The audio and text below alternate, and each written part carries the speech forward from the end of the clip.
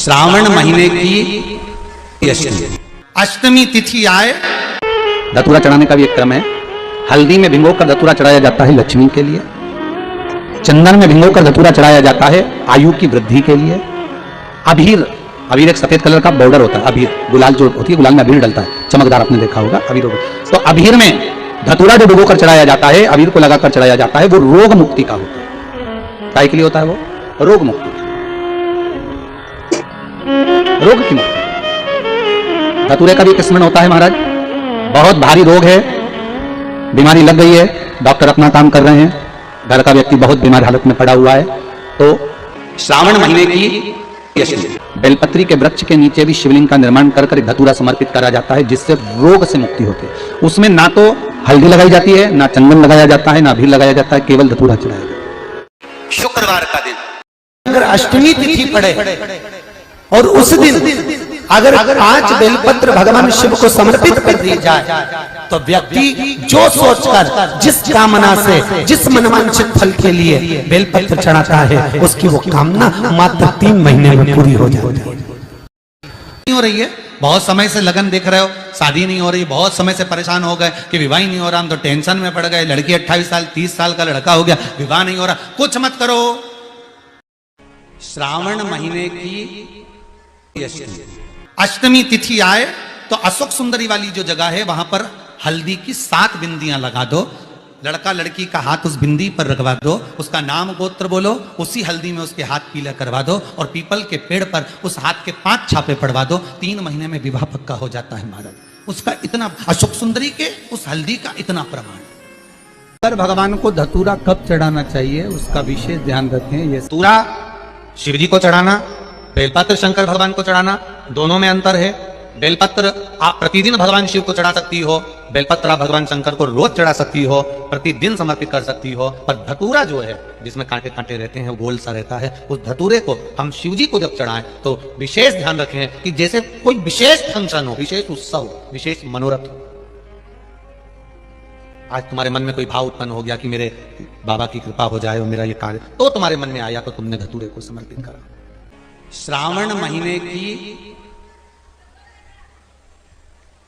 दोनों अष्टमियों में से कोई भी अष्टमी, यह भी जरूरी नहीं है कि सोमवार की ही अष्टमी थी। श्रावण महीने की दोनों अष्टमियों में से कोई भी अष्टमी को बेर के पत्ते पर लाल चंदन, बेलपत्री के पत्ते पर पीला चंदन, शमी के पत्र पर केवल कोई चंदन लगाने की जरूरत नहीं, सादा, केवल एकदम कुछ भी उसमें लगाकर नहीं, सिंपल। महाराज, शमी के 5 पत्ते, बेलपत्री के 5 पत्ते, बेर के 5 पत्ते, क्या क्या चीज है जरा जम के बोलो। शमी के 5 पत्ते, बेर के 5 पत्ते और बेलपत्री के 5 पत्ते। महाराज, पहले लाल चंदन वाले पत्ते, फिर बेलपत्री के पत्ते, फिर शमी के पत्ते शिवलिंग के ऊपर समर्पित कर कर उसको उठाकर वापस लाकर बेलपत्री के पेड़ के नीचे ही 1 लोटा जल समर्पित कर कर पहले पत्ते चढ़ा देंगे, फिर लोटा भर जल समर्पित कर देंगे। उसी चढ़े हुए पत्तों में से 5 बेलपत्र को लेकर अपने घर जावे और अवधूतेश्वर महादेव, कौन से महादेव? अवधूतेश्वर महादेव।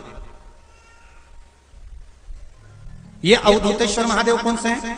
आपको कथा में कई बार वर्णन करा गया है। शंकर भगवान को क्रोध आया, ब्रह्मा जी ने क्रोध को लिया, समुद्र में डाला। उस रूप को क्रोध का एक रूप था, क्योंकि जो मदिरा पान करने वाले होते हैं, व्यसन करने वाले होते हैं, गलत काम करने वाले होते हैं, इनको सुधार कर जाओ। जितना तुम समझाओगे ये उतना आग बबूला होंगे। तुम बच्चों से कहोगे गलत लड़के के साथ रहना मत रहे, तो और ज्यादा क्रोध करेगा, और चिड़चिड़ करेगा, और अपशब्द कहेगा। तो ये क्रोध को संयमित कर दे। अवधूतेश्वर महादेव, अवधूतेश्वर महादेव का स्मरण कर 5 पत्तों को लेकर आइए। कुछ समय बाद जैसा जैसा समय की अनुकूलता मिले, आप किसी मदिरा का पान करने वाले या किसी व्यक्ति को वो पत्ते दोगे या प्रसाद के रूप में दो तो अच्छी बात है, नहीं तो उस पत्ते का थोड़ा थोड़ा भाग भी प्रतिदिन मात्र 21 दिन तक अगर थोड़ा थोड़ा भाग भी दे दिया जाए तो धीरे धीरे धीरे धीरे मदिरा पान व्यसन, गलत आदतें छूटना प्रारंभ हो जाती है और वो शंकर की शरणागति ग्रहण करते हैं। महाराज शिव अर्चना, ये तो अभी अभी लोगों की थोड़ी सी सोच गलत हो गई। ये दुनिया के लोगों को ये तो मालूम नहीं है भगवान शंकर के लिए, हाँ शंकर भगवान के पास में भांग रहती है, शंकर भगवान के पास में भांग रखी हुई होती है, शंकर भगवान का भांग का श्रृंगार होता है, क्योंकि उसको बूटी के रूप में, औषधि के रूप में लिया जाता है। पर कोई कहे कि शंकर भगवान भांग का नशा करते हैं, तो ये संसार के लोगों को समझा देना कि शिव भांग का नशा, मेरा भोलेनाथ भांग का नशा नहीं। 2 बार पशुपति व्रत कर लिए, आपने ये कर लिया, आपने प्रदोष कर लिया, आपने सोमवार कर लिया, आपने सारे अनुष्ठान कर लिए, बहुत सारे उपाय भी करे, तो गुरुवार के दिन अगर शिव जी के मंदिर में पानी चढ़ाया जाए, जल चढ़ाया जाए, तो घर में विद्वत्ता का अनुभव होता है महाराज। शादी नहीं, पात्र में जल और दूध ले लीजिए शुक्रवार का दिन। तो कहोगे गुरुजी ये कथा कहां से निकाल के लाए हो? तो विष्णु पुराण में से आप उसको स्मरण कर सकते हो। काय में से? विष्णु पुराण में से। एक पात्र में देसी गाय का दूध, जल उसमें रखकर, और आपके यहाँ अगर लड्डू गोपाल हो, यदि आपके घर में ठाकुर जी हो, लड्डू गोपाल हो, विष्णु जी का कोई स्वरूप हो, श्री हरि का कोई स्वरूप हो, तो उस पर शुक्रवार के दिन आप संध्या के समय पर दुर्वा डालकर, उस दुर्वा से अगर लक्ष्मी जी के नामों का 108 बार उच्चारण कर कर, घी का दिया लगाकर, कैसर के चावल साथ में रखकर, केवल उस जल का और दूध का मात्र छींटा देते हो, तो उसके घर में कभी लक्ष्मी की कमी नहीं आ सकती, संपदा बढ़ती चली जाती है। 108 बार लक्ष्मी के नाम का मात्र उच्चारण कर लेने पर, भगवान विष्णु के चरणारविंद पर, भगवान विष्णु के चरणों पर केवल उस दुर्वा का, जल का, दूध का सिंचन कर देने से भी लक्ष्मी की वृद्धि होती है। हर महीने आता। जब आपके हृदय में कभी कोई बात आ जाए कि बाबा आज मेरा मन ये कह रहा है और आपको सुनना है बाबा, आपको स्वीकारना है बाबा, आपको मेरे मन की बात जानना है बाबा, बस हाथ में चंदन लगाया, बेलपत्री का भाग इस तरह से पकड़कर शिव जी से अपने हृदय की बात कहकर, मेरे देवादिदेव महादेव से दिल से कहकर, अशोक सुंदरी वाली जो जगह होती है, आपको बताया है अशोक सुंदरी का जो स्थान होता है, ये शिवलिंग, यहाँ अशोक सुंदरी की जगह, इस बेलपत्र को अशोक सुंदरी वाली जगह पर, जहाँ शिवलिंग है, शिवलिंग की साइड पर पहले नंबर की पत्ती का मुख होना चाहिए, बस उसको रख दीजिए और उस पर थोड़ी देर हाथ रखकर अपने हृदय की बात मेरे महादेव को दिल से कहकर आ जाइए कि अष्टमी या अगला प्रदोष या अगली शिवरात्रि जब आती है, मेरा महादेव आपकी मनोकामना का भाव पूर्ण करता है। जी का मंदिर तुम जा रहे हो, शिव जी पे जल चढ़ाने के लिए जा रहे हो, तो निवेदन है बीच में तुम्हारी मौसी, काकी, मामा, फूफा, सहेली, रिश्तेदार का, नातेदार, बेस्ट फ्रेंड किसी का भी घर पड़ जाए, शंकर के मंदिर जाते समय और शंकर के मंदिर से वापस घर आते समय किसी के दरवाजे पर मत रुको, सीधे अपने घर पर ही रुको। भगवान विष्णु ने जाते हुए शिव बाबा को देखा, शंकर भगवान से, भगवान नारायण ने कहा आप कुछ कहेंगे नहीं? भगवान शंकर कहते हैं नारायण चिंता मत करो, ये बद्रिकाश्रम में जो आएगा चने की दाल चढ़ा कर जाएगा, चने की दाल को मंदिर के पीछे बैठकर ओम नमः शिवाय बोलकर जो नारायण को समर्पित करेगा, उसके मनवांचित फल को मैं 3 महीने में पूरा कर दूंगा, उसके मन की कामना को मैं 3 माह में पूर्ण कर दूंगा। आज भी नियम है, चने की दाल को लेकर जाते हैं, बद्रिकाश्रम के मंदिर के पीछे बैठकर चने की दाल को लेकर ओम नमः शिवाय का जाप करते हैं, 7 बार ओम नमः शिवाय बोलकर चने की दाल वापस घूमकर भगवान विष्णु को समर्पित करी जाती है, तो 3 महीने में मनोकामना पूरी हो जाती है। उस चने की दाल का इतना श्रावण महीने में 5 स्थान ऐसे हैं जहां का दर्शन आपके जीवन को एक आनंद प्रदान करता है।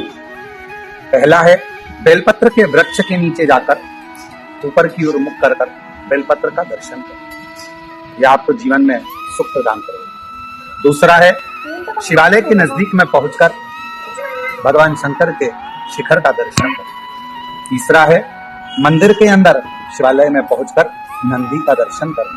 चौथा है भगवान शंकर के मंदिर में पहुंचकर जो जलाधारी लगी होती है, डमरू त्रिशूल रखा होता है, उसका दर्शन करना। और 5वां है मेरे देवादिदेव महादेव के शिवलिंग का दर्शन करना। यह हमारे जीवन को एक आनंद और सुख प्रदान करता है। श्री शिवाय नमस्ते। अगर कोई व्यक्ति मंदिर में बेलपत्र चढ़ा हुआ है और बेलपत्र उसने एकत्रित कर लिया मंदिर के अंदर ही, और मंदिर में बेलपत्र एकत्रित कर कर धागा लिया और उस कच्चे धागे में, उस कच्चे धागे के अंदर अगर उस बेलपत्र की डंडी को पीछे से उसने एक एक साधारण सी गांठ लगाकर उस बेलपत्र की माला को सिद्ध कर लिया, हल्की सी कच्चे सूत की गांठ लगाते लगाते मंदिर की चढ़ी हुई बेलपत्र को, शंकर पर चढ़ी हुई बेलपत्र को, शंकर की चढ़ी हुई बेलपत्र को ही उसने गांठ लगाकर जब माला सिद्ध कर ली और सिद्ध कर कर अगर वही माला भगवान शंकर को अर्पित कर देती है तो कहते हैं कि हमारा फिर पुनर्जन्म होता ही नहीं है, इस संसार सागर से हमारी मुक्ति हो ही जाती है, पुनर्जन्म से हम छूट जाते। विकलांग है, डॉक्टर ने कहा इस बच्चे का विकास नहीं हो रहा, बच्चे की बुद्धि काम नहीं कर रही है, बच्चे का शरीर काम नहीं कर रहा है, कहीं हाथ कहीं पैर में कहीं तकलीफ हो रही है, बच्चे का विकास नहीं हो रहा, 4 साल का हो गया, 5 साल का हो गया, 6 साल का हो गया, बुद्धि काम। तो उस जगह पर भी आप बच्चे से कहोगे ना बेटा शिव जी को जल चढ़ाने जा रहे हो ना, तो ये जो 2 चरण है ना जहाँ से पानी बहता है वहाँ स्पर्श कर कर आया करो और पानी पिया करो चढ़ाने के बाद।